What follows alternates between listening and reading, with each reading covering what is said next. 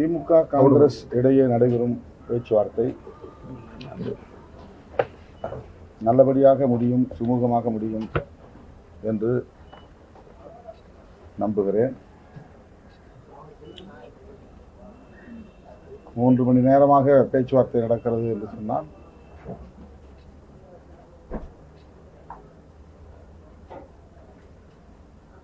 திமுகவுக்கும் காங்கிரசுக்கும் இடையில் நல்ல இணக்கமான ஒரு சூழல் நிலவுகிறது என்றுதான் பொருள். ஆகவே அது சுமூகமாக முடியும்.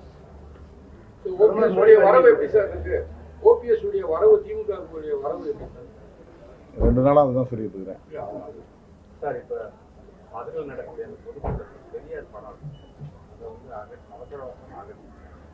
பெரியார் படத்தை வச்சது யாரு? பாரத பிரதமர் மோடி வர இடத்துல பெரியாரோட படத்தை வச்சிருக்காங்க. அது அகத்துடன் சொல்லி யாரு வச்சது? அதிமுக சார்பில் வச்சிருக்காங்க. ஏற்கனவே அங்க இருந்துச்சா?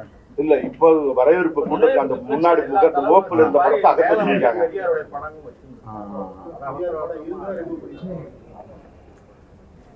பெரியார் படத்தை அகற்றத்தான் செய்வார்கள்.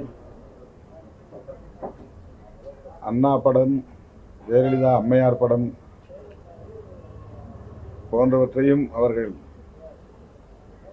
அகற்றாமல் பார்த்துக் கொள்ள வேண்டும்.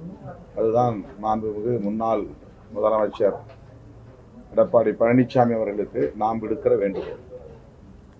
மதுரை அயோத்தியா மாற்றம் பாஜக பிரதமர் வருகை அவர்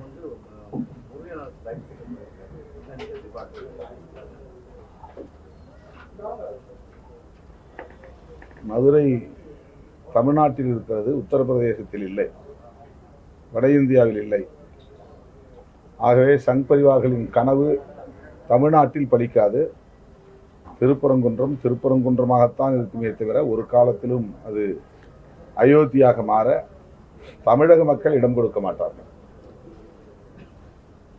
பிரதமருடைய முருக தரிசனம்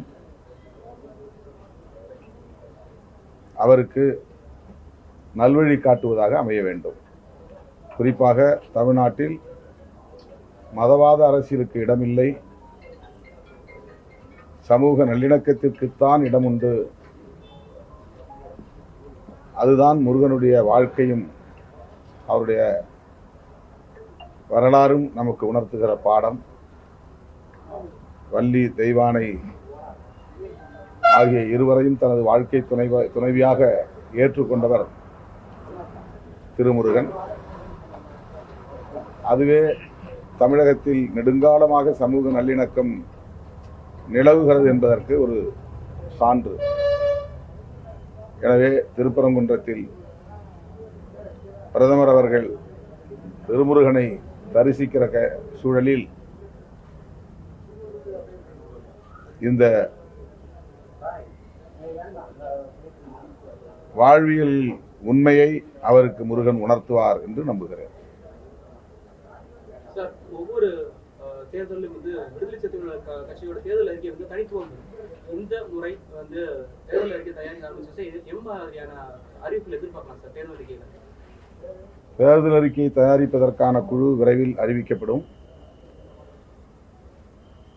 விடுதலை சிறுத்தைகள் கட்சி ஆளும் கட்சி அல்ல, அல்லது ஆள துடிக்கிற இடத்திலும் இல்லை. எனவே நாங்கள் அறிக்கையை நிதானமாக தயாரித்து தமிழக மக்களிடத்தில் சமர்ப்பிப்போம். அது தமிழ்நாட்டு மக்களின் நலன்களை மையமாக கொண்டதாக இருக்கும்.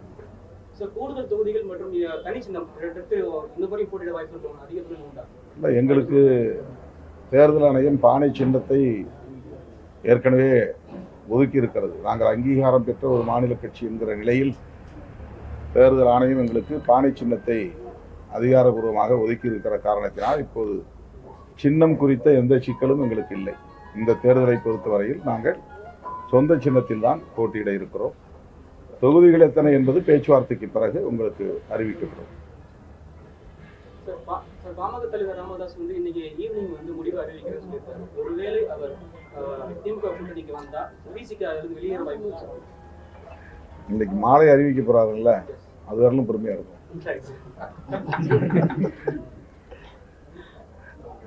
வந்து பாஜகவோட வந்து நாங்க ஆட்சியில யாரு மாநில தலைவர் அவர் வந்து நாங்க அதிமுக கூட்டணி கட்சிகள் நாங்க பாஜக ஆட்சியில் பங்கு கோருகிறதா?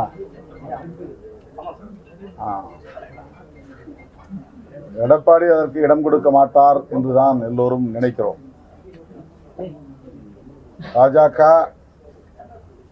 அதிமுகவோடு அத்தகைய உடன்பாட்டை செய்திருக்கிறதா என்று தெரியவில்லை. ஆனால் பாஜக மாநில தலைவர் பாஜகவிலிருந்து அமைச்சர்கள் உருவாகுவோம் என்று அண்மையிலே கூறியிருப்பது அதிர்ச்சிகரமான ஒன்றாகத்தான் இருக்கிறது. அவர் எடப்பாடி பழனிசாமி அவர்களுக்கு நெருக்கடியை தருகிறாரா அல்லது உண்மையிலேயே திரைமறைவில் பேசப்பட்ட உண்மையை வெளிச்சத்திற்கு கொண்டு வருகிறாரா என்று தெரியவில்லை. பொறுத்திருந்து பார்ப்போம். தமிழகத்திற்கு தொடர்ந்து அமித்ஷா மோடி வருகை தமிழகத்தில் மாற்றங்களை ஏற்படுத்த தமிழகத்திற்கு மோடி அவர்களும் அமித்ஷா அவர்களும் வருகை தருவது ஒன்றும் புதிதல்ல. அடிக்கடி அவர்கள் ஒவ்வொரு தேர்தலின் போதும் வந்திருக்கிறார்கள். ஒவ்வொரு தேர்தலின் போதும் பல உறுதிமொழிகளை தந்திருக்கிறார்கள். ஆனால் தமிழ்நாட்டில் இதுவரை அவர்கள் எதிர்பார்த்த எதுவும் நடக்கவில்லை என்பதுதான் கசப்பான உண்மை. இந்த தேர்தலிலும் அவர்கள் எத்தனை முறை இங்கே வந்து போனாலும் அவர்கள் எதிர்பார்ப்பது நிறைவேறப் போவதில்லை. ஆனா அதிமுக சொல்றாங்க பீகார் சட்டமன்ற தேர்தல் மாதிரி தமிழகத்தில் வந்து மிகப்பெரிய மாற்றத்தை ஏற்படுத்த பீகார் தேர்தல் மாதிரி தமிழகமும் மாறும் இந்த 2026 நிதிஷ்குமார் அவர்களை பாரதிய ஜனதா கையாண்டதை போல தமிழ்நாட்டில் அதிமுகவையோ அல்லது திமுகவையோ அவ்வளவு எளிதாக கையாண்டு விட முடியாது. அதிமுக நமக்கு மாறுபட்ட கருத்தை கொண்டிருந்தாலும் பாஜகவோடு கூட்டணி வைத்திருந்தாலும் அதற்கென்று ஒரு தனித்தன்மை இருக்கிறது. ஏனென்றால் அது ஒரு திராவிட இயக்கம். எனவே அவ்வளவு இலகுவாக பாஜகவால் அதிமுகவை விழுங்கி செறித்து விட முடியாது என்று நான் நினைக்கிறேன். நடிகர் விஜய் அவருடைய மனைவியோட விவாகரத்து இப்ப தூண்டப்படுறதுக்கு வந்து அரசியல் தூண்டுதல், அரசியல் பின்னணி தான் காரணம் சொல்லி ஒரு குற்றச்சாட்டு முன்வைக்கக்கூடாது. அது பற்றி நான் கருத்து சொல்ல விரும்பவில்லை. ஓபிஎஸ் திமுக சேர்ந்து துரோகம் பண்ணிட்டாருன்னு அவங்க பாஜக கூட்டணியை சேர்ந்த தலைவர்கள் ஜெயலலிதாவின் முதுகில் குத்தி விட்டார் ஓபிஎஸ் சொல்லி சொல்லியிருக்காரு. பாஜகவோடு எந்த காலத்திலும் கூட்டணி வைத்துக் கொள்ளாது அதிமுக என்று திரும்ப திரும்ப வலியுறுத்தி சொன்னவர் தான் ஜெயலலிதா அம்மையார். அவருடைய விருப்பத்திற்கு மாறாக பாஜகவோடு அதிமுக கூட்டணி அமைத்ததுதான் ஜெயலலிதா அம்மையாரின் முதுகில் குத்திய துரோக செயல். எடப்பாடி பழனிசாமி அவர்களுக்கு ஓபிஎஸ் அவர்கள் திரும்ப திரும்ப ஒரு வேண்டுகோளை வைத்தார். அதிமுகவை ஒருங்கிணைக்கிற முயற்சியில் அவர் ஈடுபட்டார் என்பதை நாடு அறியும். ஆனாலும்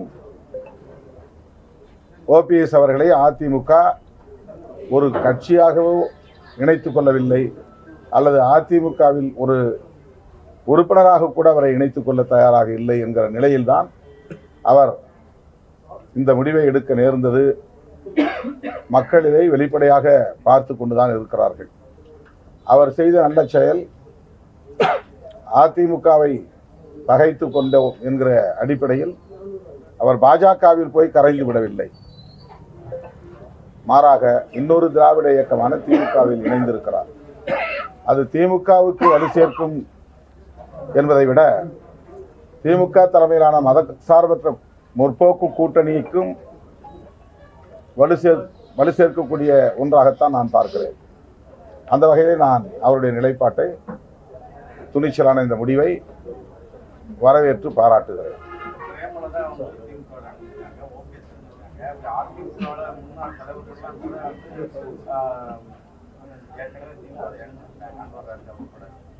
அதிமுகவுடைய கூடாரம் காலியாகிட்டே இருக்கு. அதிமுக என்பது திமுகவிலிருந்து உருவான இன்னொரு இயக்கம்தான். எனவே திமுகவில் மீண்டும் அதிமுகவை சார்ந்தவர்கள் வந்து சேருவது ஒன்றும் வியப்புக்குரியதில்லை. மாறுபட்ட கொள்கைகளை கொண்ட இயக்கங்களாக திமுகவும் அதிமுகவும் இல்லை. கொள்கைகளை பொறுத்தவரையில் ஒரே கொள்கை நிலைப்பாடுகள் தான். அரசியல் முரண்பாடுகள், தேர்தல் அரசியல் முரண்பாடுகள் இரண்டு கட்சிகளுக்கும் இடையிலே உண்டு. இன்றைக்கு ஜெயலலிதா அம்மையார் இல்லாத நிலையிலே பல பேர் அதிருப்தியில் இருக்கிறார்கள். அவர்களில் சிலர் திமுகவுக்கு வந்து சேருகிறார்கள் என்பது ஆச்சரியப்படுவதற்கு ஒன்றுமில்லை.